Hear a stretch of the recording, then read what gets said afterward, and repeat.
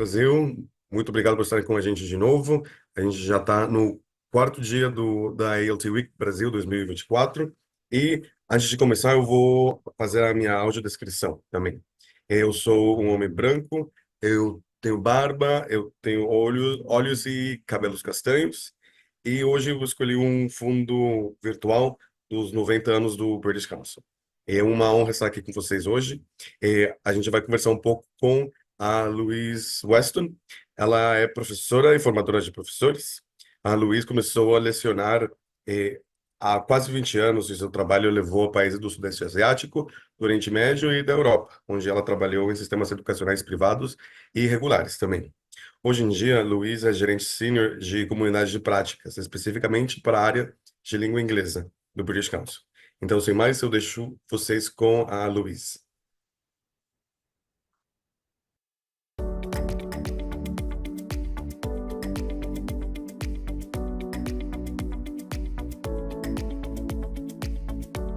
Hope you're well today.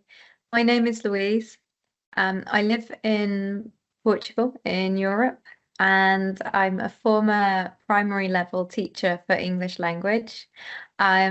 Before moving here to Portugal, I've lived and worked in several countries around the world.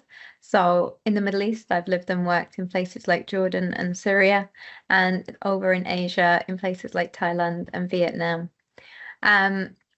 I've been teaching for over 20 years, and obviously, as we all know, it's very much one of those jobs that you do where you're constantly learning and evolving and changing the way that you practice and what you do in the classroom.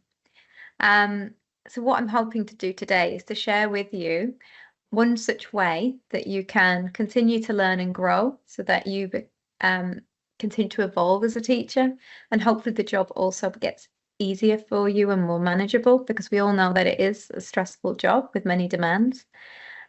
So to kind of tackle this, it's a bit of a big topic, I appreciate. I'm going to share with you my PowerPoint, and just let me open it here. There we go. And we're going to talk about effective communities of practice. Now, first of all, don't worry if you're like, I'm not sure what a community of practice is. I will come on and we'll talk about that. What I really care about today is talking about how we make development work for you. So based on that, let's go to the first slide. We all have different backgrounds. We all have different contexts. But it's very important that because of our differences, we have the freedom to choose what we learn, how we learn, when we learn, how much we can learn, and to honestly, to be kind to ourselves a little bit. I would love to think, or I would have loved to think when I first started teaching, that I could spend every waking minute reading lots of articles, attending loads of webinars, and learning very, very quickly as much as I could. But the reality is, teaching is a very big job. It's a full-time job. It takes a lot of time. Add into that any kind of family commitments, your interests, your friends, your social life, and you're running out of time really to kind of like continue to develop. So I think we should all be honest about how much time we've got. And I'm hoping today to show you lots of kind of different ways that you might learn, that allow you to do it in a way that suits your lifestyle and who you are. So the process of taking the initiative, like learning your own way, setting your own goals, and being realistic about how much time you can give, is called self-directed learning. We are going to look at communities of practice, but I would be wrong to say they are the only form of self-directed learning. They're not. So before we delve into communities, let's first of all watch this video together. So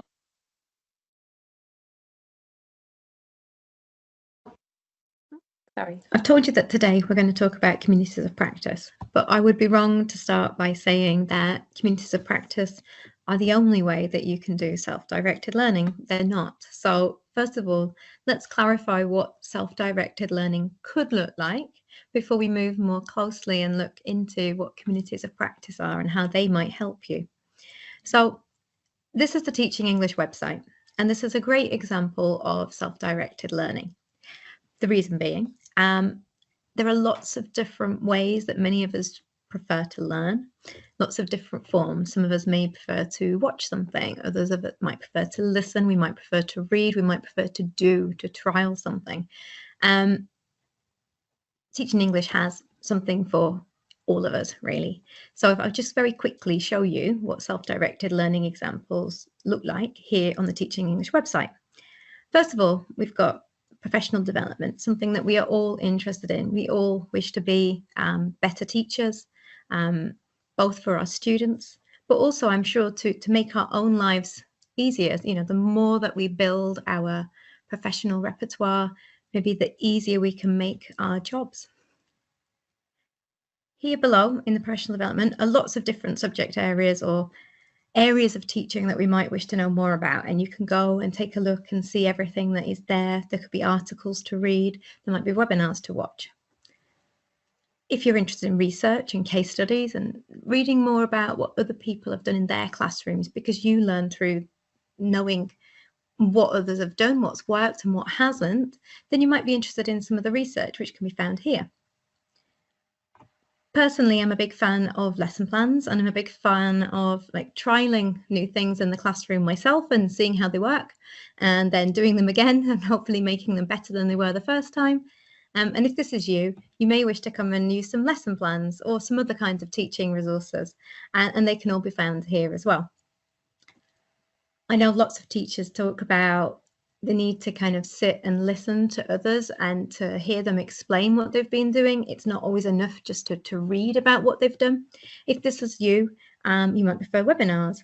And Teaching English, for example, host on a monthly basis a series of webinars that teachers can join for free.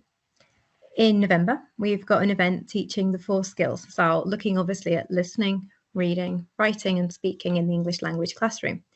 If that's something that interests you and you'd like to join this, you can just click on the link here and go and sign up and register for the event.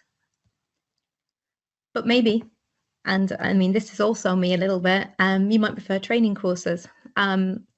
Personally, time-wise, I can probably commit to maybe 1 or 2 courses every year, but I do like to do them. They're a great way to really kind of delve deeper into some of the problems or challenges that I'm experiencing, to learn more about them. Teaching English always has a range of courses on offer that are open for us to all join.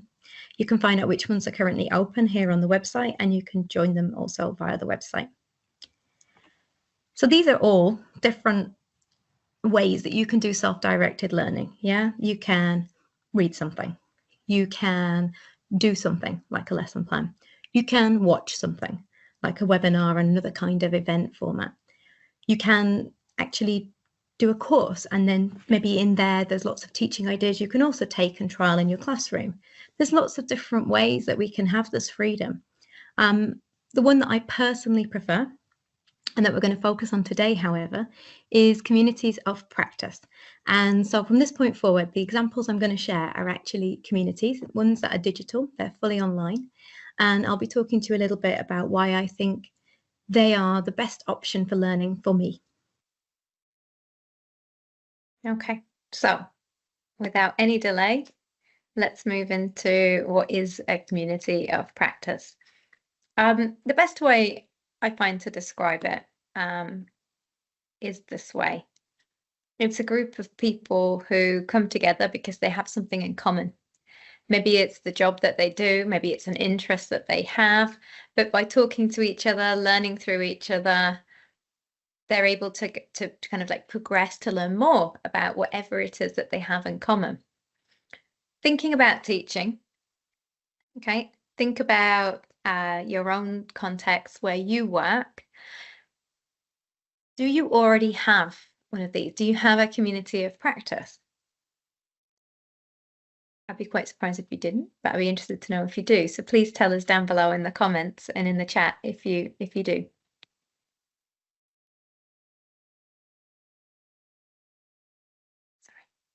Sorry. Many of us have a community of practice in the sense that we have a staff room quite often. Not all of us do. Obviously, we have different contexts. Some of us work online where maybe there's not so much as a physical staff room. But for those of us who work in schools, quite often we are around our colleagues and we're able to learn and exchange from them. I know that in the past, particularly when I've had maybe students who've had particular needs, and I haven't really been sure how to cater for them, I've had to go to colleagues and ask them for advice.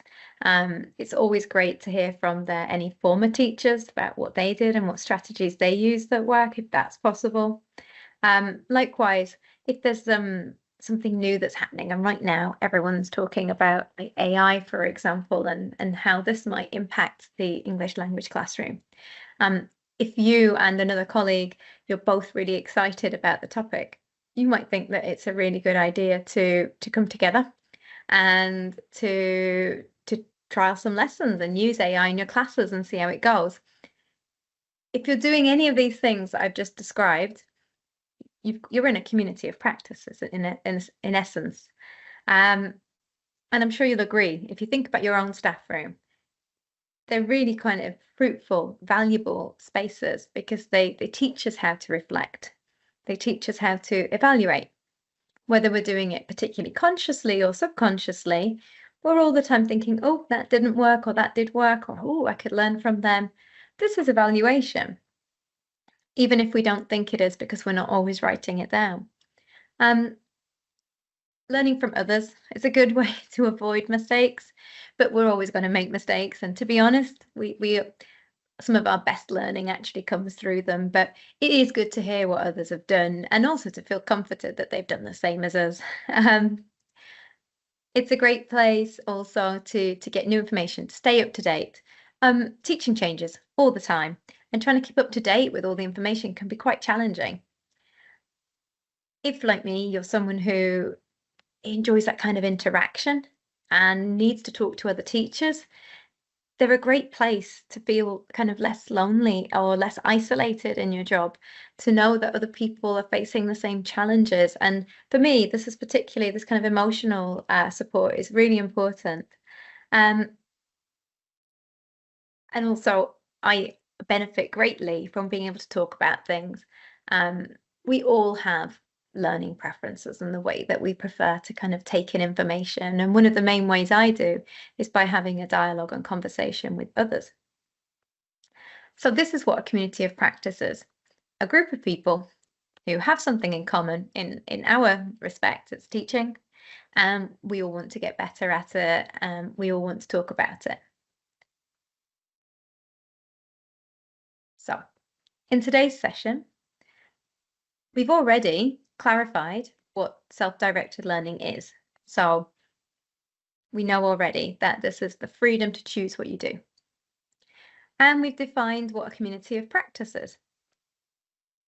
But what I really like to focus on for the majority of the session is giving you the kind of the power and the guidance to go away from today thinking, okay, I'm already in a community, or I'd like to join a community, but how can I make the most of it? What's the best way to approach the community? What should I be doing in the community to get the most out of it, to develop my teaching?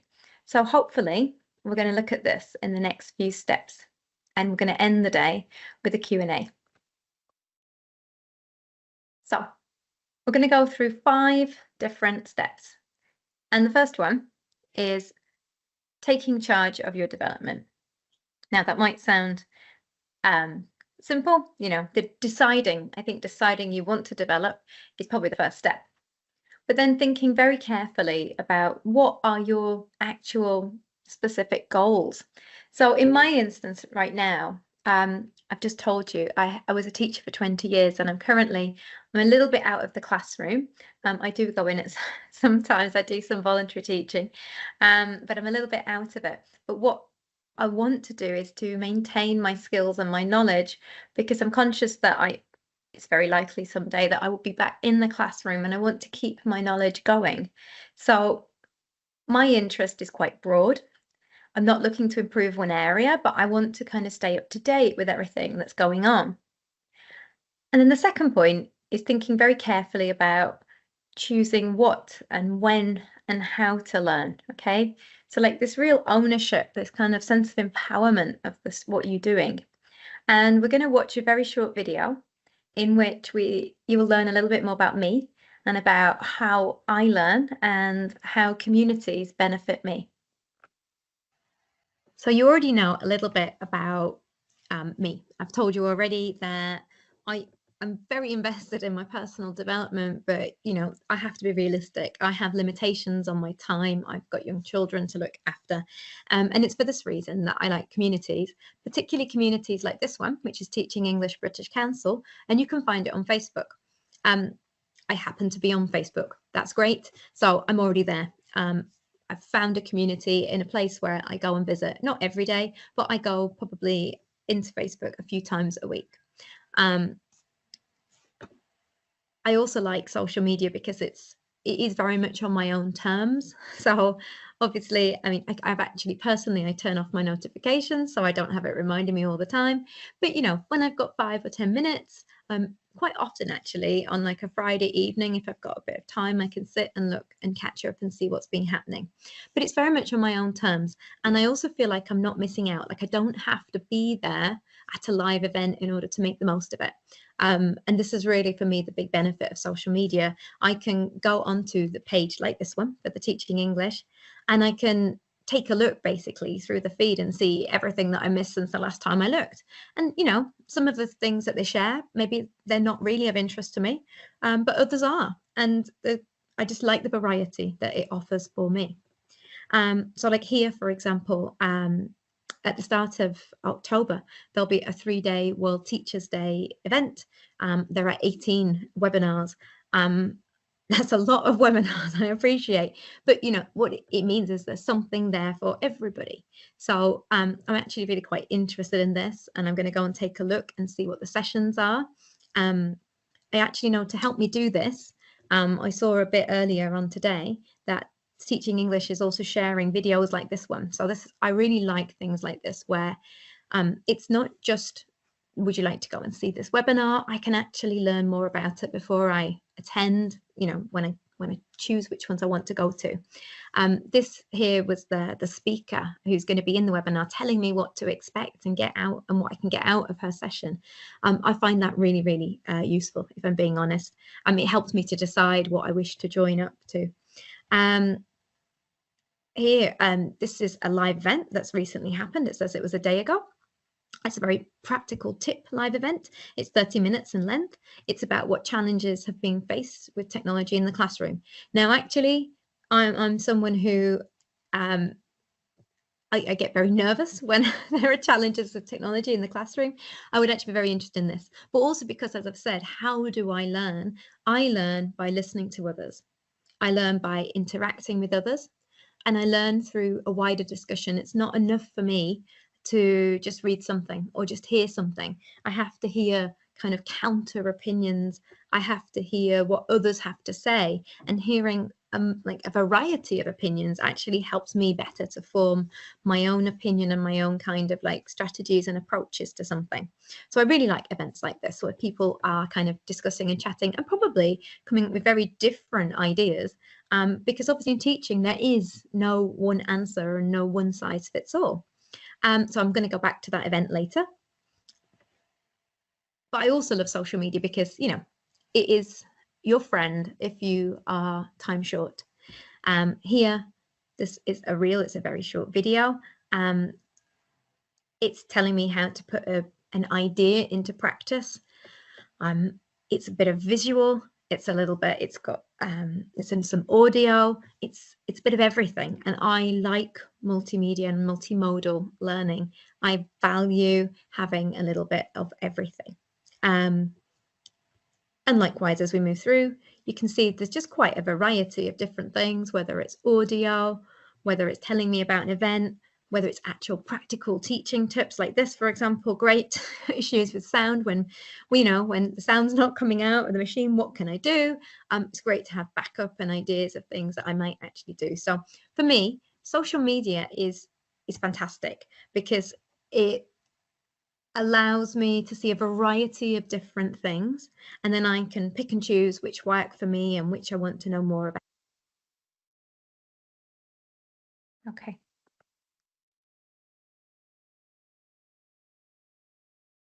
So there, sorry, just jumped through the slides. You saw me explaining why I might join like the Facebook Teaching English group. I've told you, I really want to keep on top of things. I've got quite broad interests, but even if I didn't have broad and I wanted to learn something specific, I could do that too in the same space. I need something very flexible, and I need something that maybe doesn't have fixed times on it, you know, so it's that flexibility of I can do it when I have time myself. So tip number 1, take charge of your development. Tip number 2, okay, purposefulness, intention. It would be very easy to look at a community or to, you know, and to see everything that's on offer and think, oh, I want to do everything. Of course it would. So I need to keep in mind that actually, like I've said, I'm quite time short. So what am I going to do, and how am I going to behave in this community in a way that is quite realistic of like my timing? So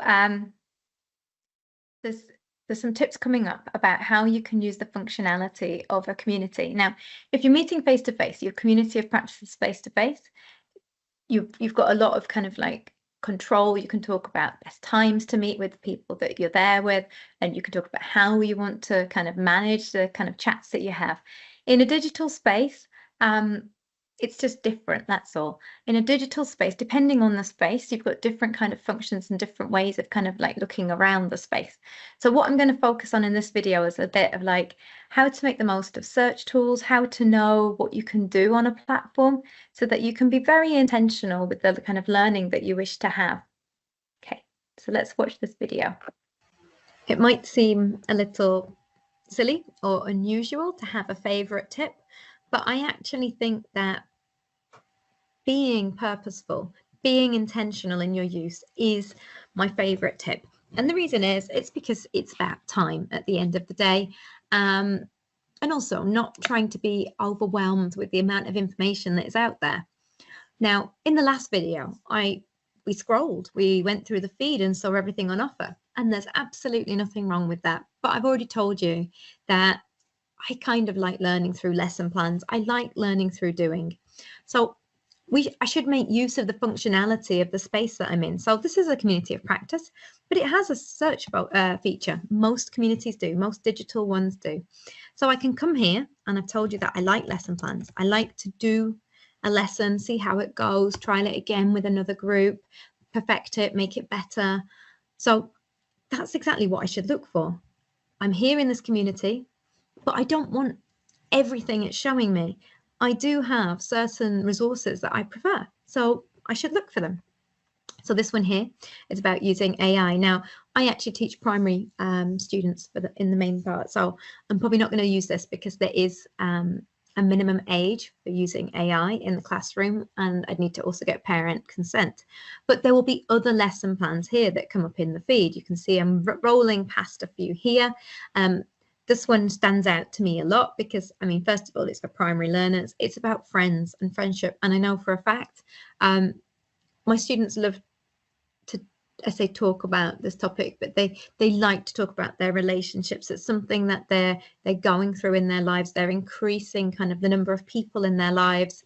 I think that would be a very nice one to talk about. It's the right level for them. It's A1. So my students are about elementary level, and this makes sense for them. I did actually skip past it. Now it looked a bit too hard for my students. It's B1, but I think I'm still going to take a look at this one because they're primary learners. They are really interested right now, and my students in like geography and history and local events.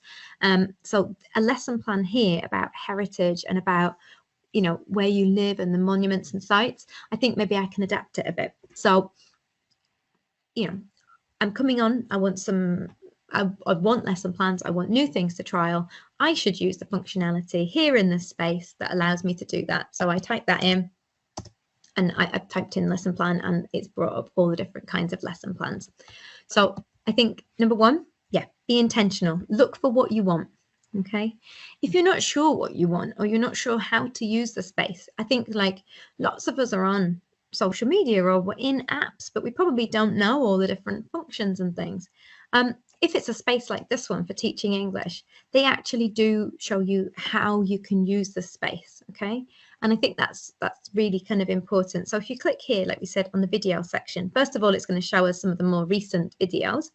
But if we just move down here, we've got how to find teaching English events and resources. And we've got a series of videos about how I can share a post. So I can share it with my friends. If I think there's going to be a really good event that's going to benefit all the other teachers that I work with, I can share it with them. If I want to save something, I think this is really important. So like I've just shown you lesson plans, yeah, and it's probably that I want to remember them and I want to go back to them in the future.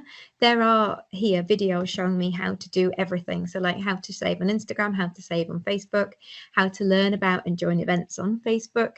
Do look out on in your communities for any kind of how-to guides, any kind of showing you how to like use the space to most effect. I think this is really kind of like useful feature. So if we went again and I said like lesson plan, and I really liked that one about friendship. I actually do know how to save. I've already done it before, but I do think it's, you know, it's worth making sure we all know how to use the spaces that we're in. I can come and I can add it and I can save this one, for example. So I'm going to save the link and I would just press here and it would be in my saved items. Okay. So you'll see that actually in my saved items, it's got different categories. This is about teaching and I would add to teaching. So follow the tips, learn how to use each space effectively. Okay, so without further ado, after we talked about being intentional, my third tip for you today is also to be, I say constantly critical. I don't mean like all the time, but be critical of the resources of you, be critical a bit of how you're changing, and are you continuing to use the best of resources available to you? So like colleagues might recommend, for example, that there is a really interesting blog that we should be reading. It'd be worth going to take, you know, if my colleague thinks it's worthwhile, I should probably go and take a look because we work in the same context. It's that kind of, you know where you want to go, but you're just keeping a little eye out all the time to make sure that you're in the right place for you, because I think it's really important that you're somewhere that you feel at home if it's a community, and that you're doing the things that are making the biggest difference to your learning. Okay, so if we're talking about communities, and I've showed you so far the Facebook community that exists, it's important to know if there are other communities available to me and where they might be. So let's explore this a little bit. I should never be afraid to say I've changed and I do things differently now. We all change over time and evolve. So with this one, what I think with communities, the big thing is if you're in a digital community and you're finding real value from it, you enjoy the community, but maybe it's in a space that you don't really want to be in anymore, do go and look for alternatives. Do go and check out what else there is. So like we've been using Teaching English as our example today. You may or may not wish to remain in Facebook. There are always alternatives, and be critical and go and check that you're in the right place for you. You know, you might prefer, for example, to be in Instagram. You're not going to miss out. It's the exact same kinds of information that you're going to be getting. Yes, it's slightly altered because it fits Instagram's format, but a lot of the things we've seen today are still there. You can go at the top, you've got the highlights, I can find my lesson plans very easily. This really appeals to me, as you know, because this is something that I really like, and the practical teaching tips. Also, there's the how-to, so I know about how to use the space, how to save, how to do whatever it is that I'd like to do. So all I have to do is go on and follow it. Obviously, I've used the example there of Instagram, but there are communities in in lots of different spaces. I mean, I'm talking about teaching English today. We're also on YouTube. So if you just like looking at videos and you just want to see short tips and webinars, you might go there as well. But like, always be critical of the resources that you're using. Make sure that they suit your needs and that you're doing what you want to do. Okay. Tip number 4, interaction.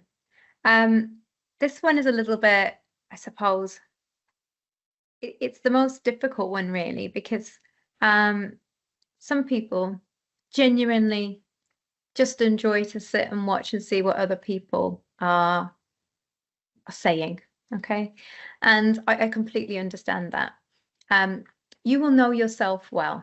But if you are like me and like many other people like me, you might find that like actually asking questions, sharing opinions, it allows you to get a deeper sense of learning. It helps you to kind of remember what it is that you're kind of talking about and these new ideas a bit more. Obviously, know yourself and know what you prefer. But do you like seek opportunities to interact?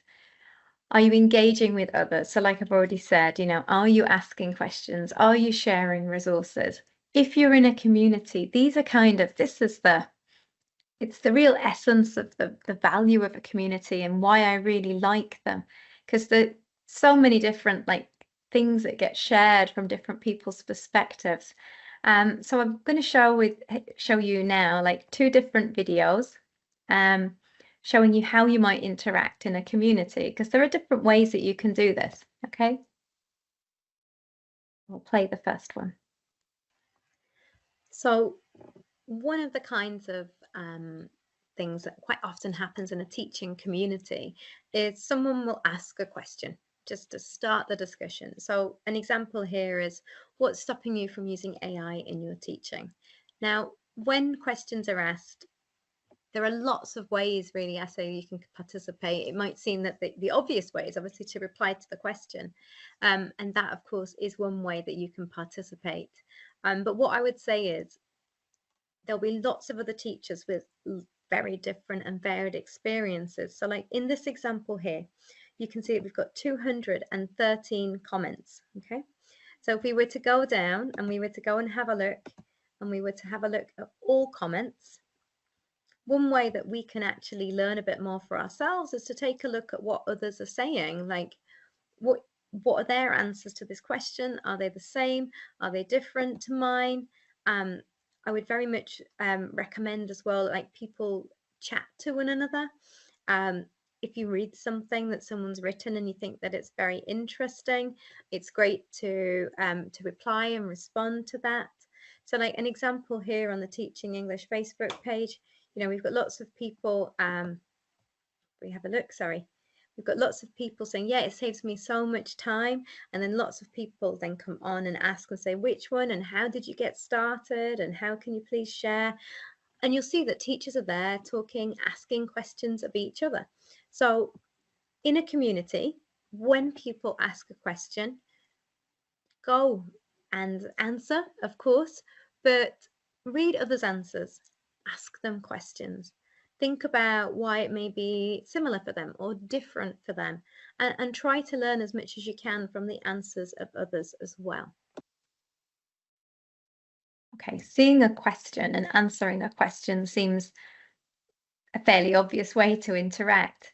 But there are other ways that you can interact in a digital community. And I'm just going to show you one more way because it's a bit more subtle. It might be that you're not being asked an obvious question. So let's take a look at this video to see another example.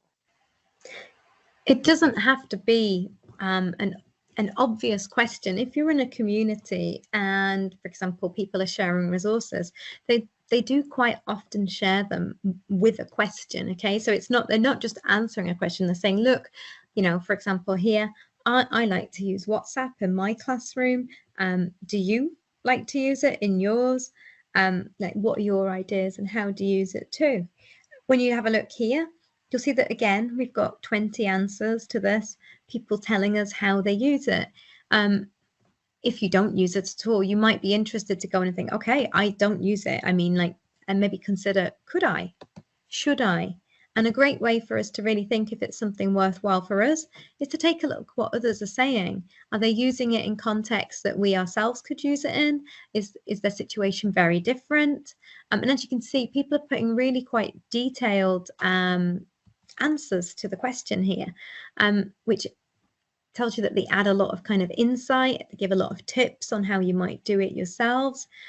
So don't just think it has to be about an explicit question. When something is shared, when an idea is shared, use that opportunity to talk and to discuss and critique it with those who are in the community too.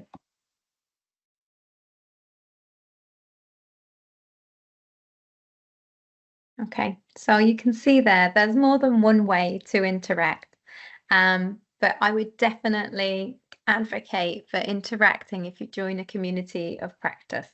It is definitely the way to really make the most of the space.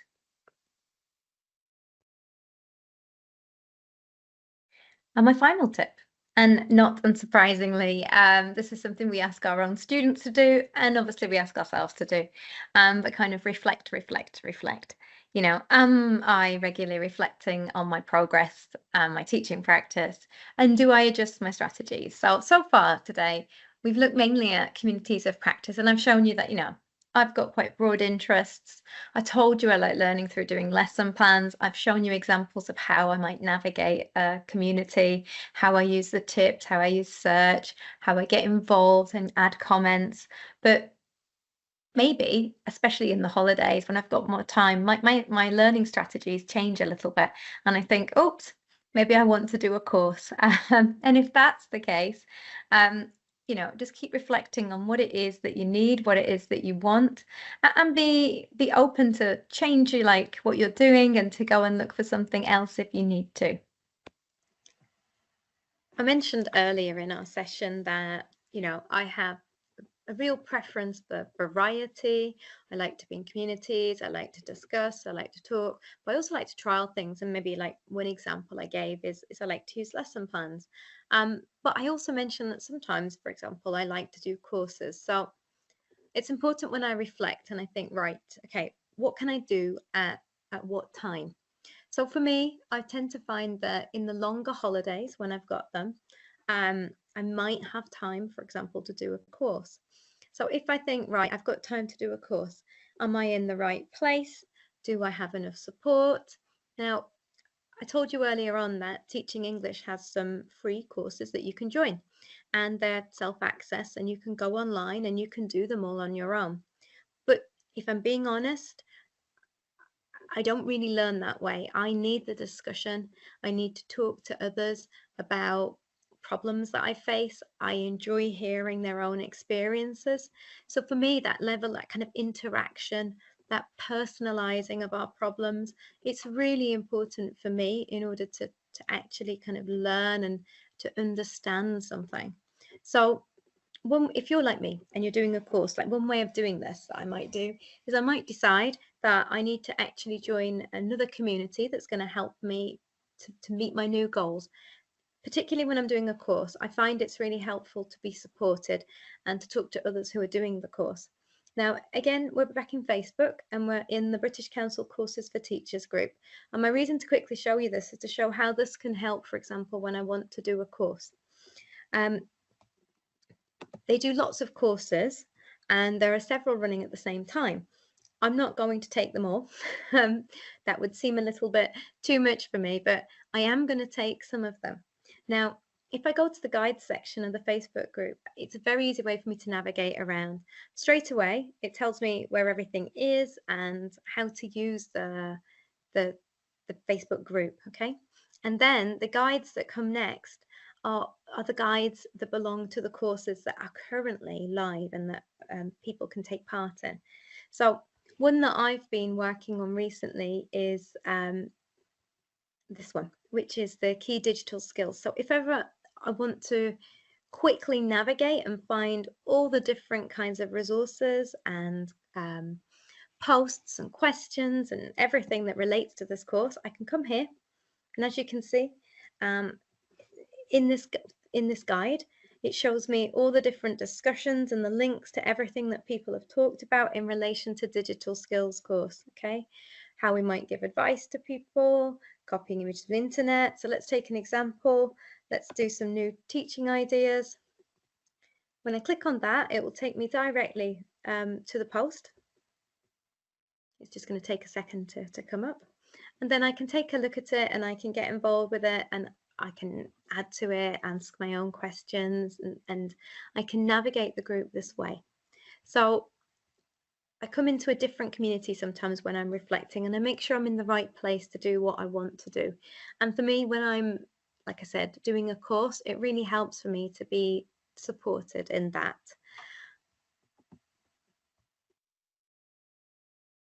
Okay. So being reflective, being willing to like think, is this working for me? And if it is, brilliant, stick with it. And if it isn't, that's fine, change it. The last, I think the last bit I want to focus on is like kind of a recap of it all. So, I mean, we've looked predominantly here at communities of practice, and I've said they're very similar to like a physical classroom. It's a group of people coming together who've got something in common. For us, we're teachers, so we want to talk about teaching. And you've seen today a few examples. You've seen an example of a community in Facebook. You've seen an example in Instagram. I told you there's one in YouTube. You've looked at an example of a community that is a Facebook group that is specifically for courses. These are all obviously social media ones, but they all exist as well in messaging apps. And it could be that the teachers in the community where you live, they're all part of a WhatsApp group, and that's something you could join. And that is a community of practice. And if you really want to make the most of these spaces and you want to take charge of your learning in like a self-directed learning way, 5 top tips, just to recap, are take charge, be purposeful, be critical all the time as well, interact, get involved. I mean, that is, as well as be purposeful, that is my top one. And reflect. And it's fine to change your mind and to think, oh, actually, this isn't working for me. On the other side of the screen, you'll see what I've done is I made a word cloud actually using ChatGPT with nouns that like I thought reflected. These are the kinds of skills that you need in order to be able to do self-directed learning.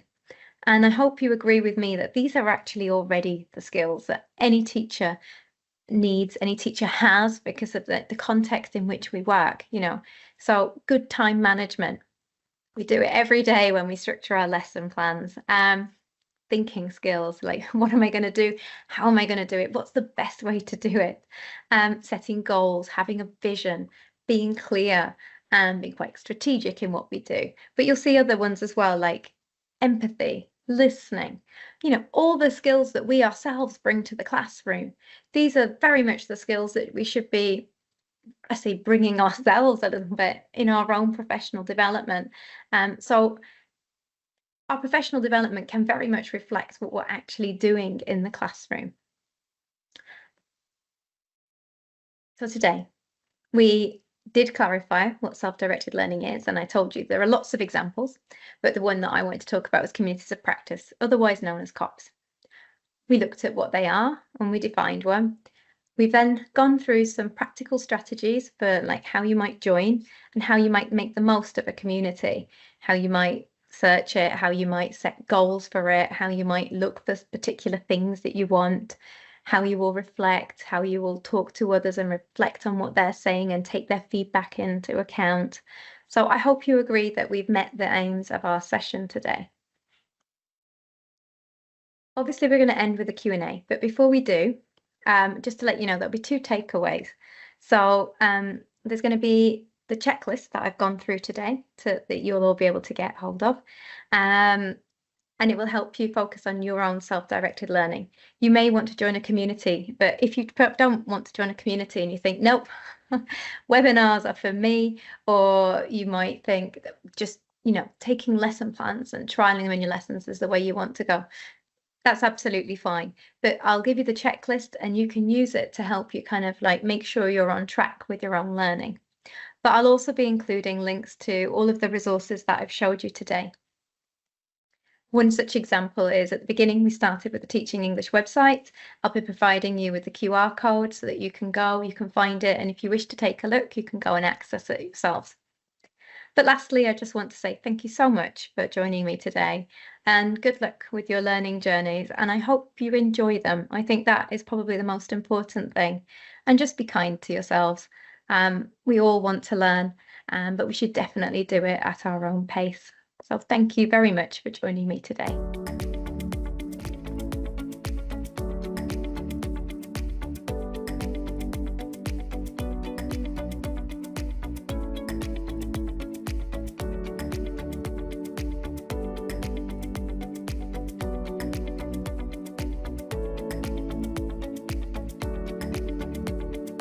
So much. We have a lot of comments, a lot of questions, and yes, people interacting on the chat on YouTube. We have people from Mexico. We have people from Paraná, from Pernambuco, from Minas Gerais, São Paulo. So all over the place, not just Brazil. So we're happy to have you guys. Actually, Louise is here with us today. Louise, thank you so much for joining us, especially considering that we are in different time zones. We appreciate your time and your flexibility. Some of the questions that we have for you and some of the comments as well. For example, we have the first one. I've only started to notice that community of practices also offer emotional support to participants. What do you make of this? You talked about this at the beginning of your lecture. I mean, obviously, I think teaching can be quite isolating, really, because we have lots of teachers around us, maybe in our schools, but we're actually on our own in that classroom. And it can be quite hard to kind of get advice because you're there with your students. And that is why I like a community of practice, because actually, for once, we are not there on our own and we're surrounded by other people. And personally, I get a lot of reassurance knowing that it's not just me. So, when we get to the end of a day, we had a problem in our class, perhaps there is a student that we're finding quite difficult to manage or to support. Having someone to go to say what your problem is, I find a lot of value, even if people can't give me tips and suggestions, just knowing that they have the same issue is actually very reassuring. And makes me feel a lot better about myself. So I do think there is a lot of emotional value out there in a community. To be heard and to be listened to is just as important as to be given advice. Absolutely, 100%.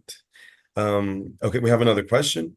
For example, if a teacher educator wants to use a Facebook community of practice to support their delivery of a course, what do you think are the top 3 safeguarding risks that they should consider and try to mitigate? Very good question.